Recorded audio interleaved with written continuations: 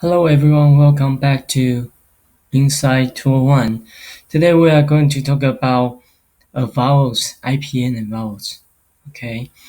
At the very beginning, let's do a review on the English consonants. So when we try to describe a consonant, we need to talk about three stuff: voicing and place of articulation and manner of articulation. If we get these three things, then we can describe a sound. So is the sound voiced or voiceless, where the L string is constricted, and how is the L string constricted? So let's see this the third sound in T. Um, so I forget to tell you about this. So this is a convention when we are talking about IPA. We put the IPA symbols inside these square brackets. Okay, square brackets means IPA. So go back to this, the T sound in T. It's a voiceless sound, right?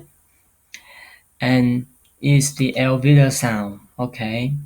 And it's a stop because you use your tongue tip and your alveolar ridge to stop the air flow and then you release it. So it's a stop.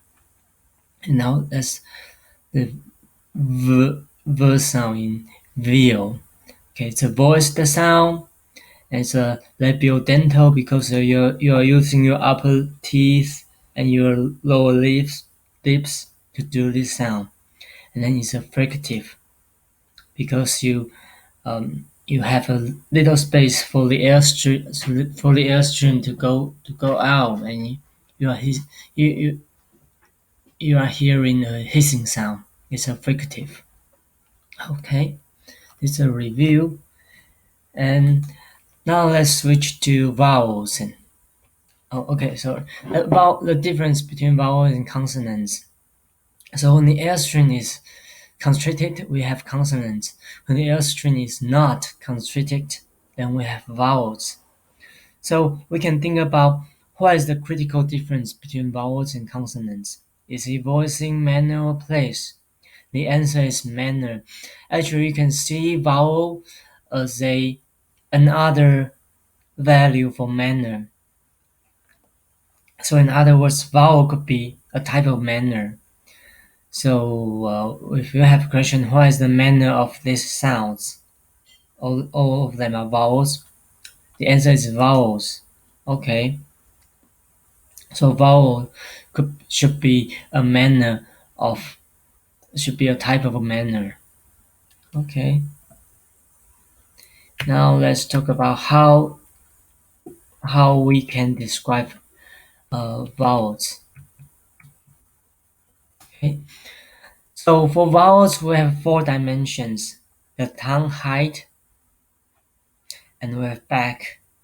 So imagine that our oral cavity is a space. Then we want to locate where our tongue is when we produce a vowel. Okay. So we have height and backness, and then we have roundedness. Roundedness means whether your lips are rounded or not. Okay. And then we have tenseness or advanced tongue root. These are just the same thing but with two different names: tenseness or ATR, advanced tongue root. Okay. Um, let's talk about tongue height first. So here is high, mid, low. We have E sound. E sound is very high because it's in this. If we imagine that this is your mouth and your teeth will be right here, upper T, lower T, and E sound is pronounced like in this position. Uh, E sound is produced in this position. On the other hand, A sound is very low here. So we have we have height, and then we have another distinction, uh, backness. We have E here, and we have U here, right? So E is very front, and U is very back. And another critical difference between E and U is whether your lips are rounded. For E, you did not round you did not round your lips. But for U sound, your lips are rounded. Okay, and then another value is tenseness. This is a little bit abstract. So let's compare these two sounds. They are at the same location, high from vowels, and the only difference is the tenseness or ATR. For E sound, E is a plus ATR, a tense sound, and E is a lax sound. Is minus ATR. And the critical difference is that when you pronounce this E sound, you move your whole body of tongue forward. E. And you have to use the muscle in your jaw to produce this sound. E. To push the whole body of your tongue forward.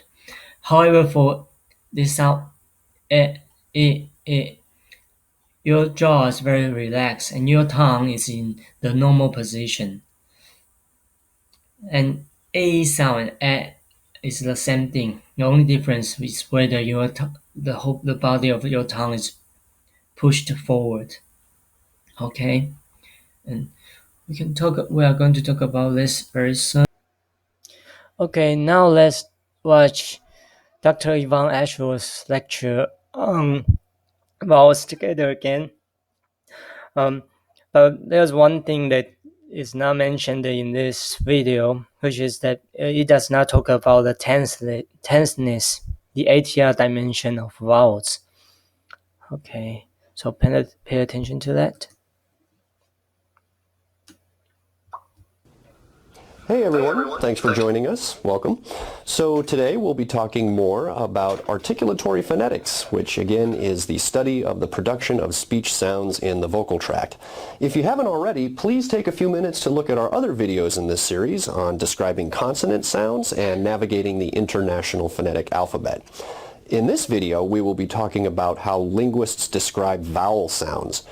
So just a couple of notes. First, again, like in the consonant video, we'll only be talking about the phonetics of spoken languages rather than signed languages, and we will be talking about the vowel sounds as they are used in North American English. There are two types of vowel sounds, monophthongs and diphthongs. Monophthongs involve one vowel quality, and diphthongs involve two vowel qualities. Now, when linguists are describing vowel sounds, we have to rely on a different set of criteria from what we used in describing consonants, because, remember, vowels do not involve a constriction of airflow in the vocal tract, so our tongue doesn't approach an anatomical landmark like they do with consonants. So the three criteria that linguists use when describing vowel sounds are height, backness, and roundedness. Let's talk about each of these in turn.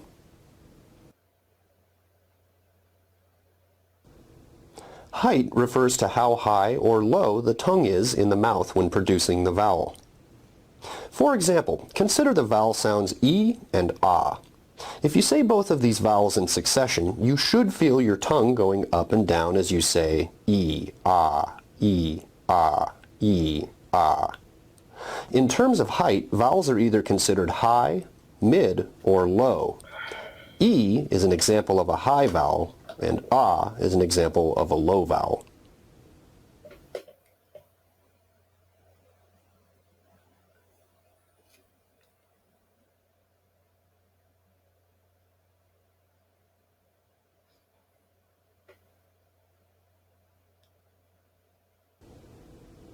Backness refers to how far front or back the tongue is when producing the vowel.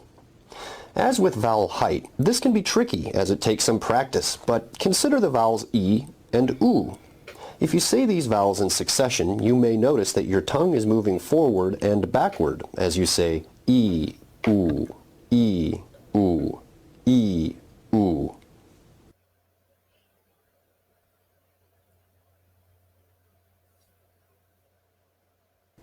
In terms of backness, vowels are either considered front, central, or back. Remember that E is a high vowel, but it's also a front vowel, while U is a back vowel.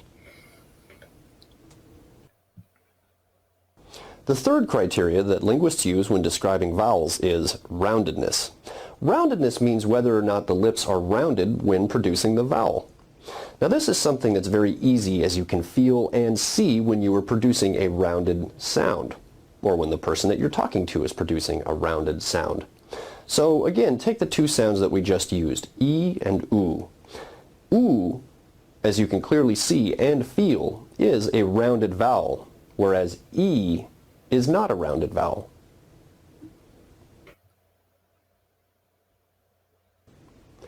E, oo, E, oo, E, oo.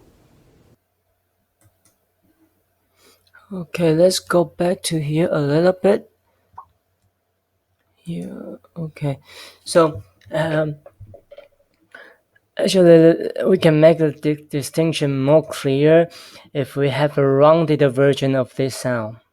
Okay, so you have this E sound, and we can try to pronounce this E sound, E, however, with your lips rounded. E, U, U. Then we have another new sound, which is now in IPA is written as this, and this sound is not one of the English sound. However, if you speak French, then this is the pronunciation of French of this alphabet is E, right? And if you speak German, the rounded version of E is this sound. Okay.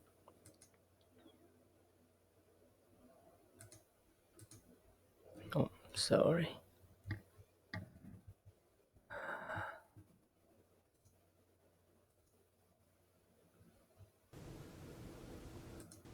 Oo, E, oo. Linguists use when describing. Just like with consonants, there is a specific order that linguists use when describing vowel sounds. It is height, then backness, then roundedness. For example, oo is a high back rounded vowel. A is a low front unrounded vowel. Remember, so far we've only been talking about monophthong vowels. If we want to categorize diphthongs in terms of these criteria, we must do so for the starting vowel quality as well as the ending vowel quality. But we won't worry about that in this video. Alright, so what have we covered in this video? We talked about the criteria that linguists use when describing vowel sounds and the order that those criteria must appear in.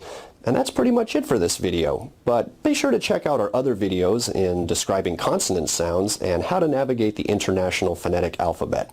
I hope you enjoyed this video. Thanks for watching. Okay, so when we try to describe a vowel, we need to specify four dimensions. Tenseness is not covered by Dr. Ivan Ashworth's video, but it's one of the important dimensions that we need to specify. So we specify the height, the backness, roundedness, and tenseness. Okay. Since in the Dr. Ivan Ashworth's video we do not have tenseness, I want to spend a little bit more time on tenseness by watching Rachel's English. Okay, you can watch these two videos by yourself. She did a very good job introducing what do we mean by ATR or tenseness. Okay, and I want to show you these pictures as well. So these two sounds, the only distinction between them is the tenseness. So you can watch the videos by yourself as well. However, we can look at the pictures directly. This is a tense sound, a tense sound, and or advanced tongue root. It means the whole body of the tongue is moved forward. So we can see this, the whole thing is moved forward. On the other hand, For each sound, a lag sound, a minus ATR sound, the tongue root is in its relaxing position. Okay, the same different distinction is shown here. For A sound, the whole tongue is moved forward. However, for A sound, your tongue is very relaxed and is in its normal position.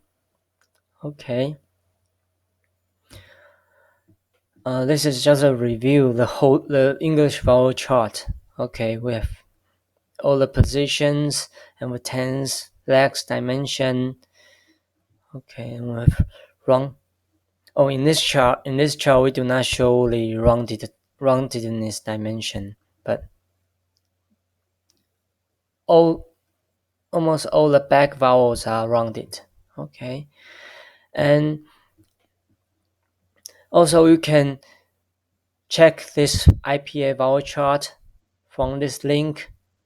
It's an interactive IPA chart as well. And let's talk about how to read this IPA chart. So this is a front, so you can imagine there's a guy like this, and this is here, this is here. Okay, and as you can see, this is a box here, and we have two sounds, E and U. The distinction is that so this is a pair, and the outside one would be unrounded. The inside one is rounded. So same here, we have A sound, and then we can have a rounded version of A sound. And same here, we have U sound. U is a rounded high back vowel, right? And we can have an unrounded version of it. U, and then ooh. Okay.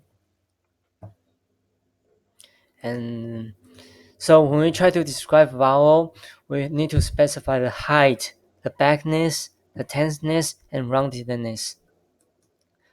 So for example, A sound is a mid, front, tense, unrounded vowel. And then U sound is a high, back, tense, rounded vowel. Okay, that's it for today, and remember to do the English exercise.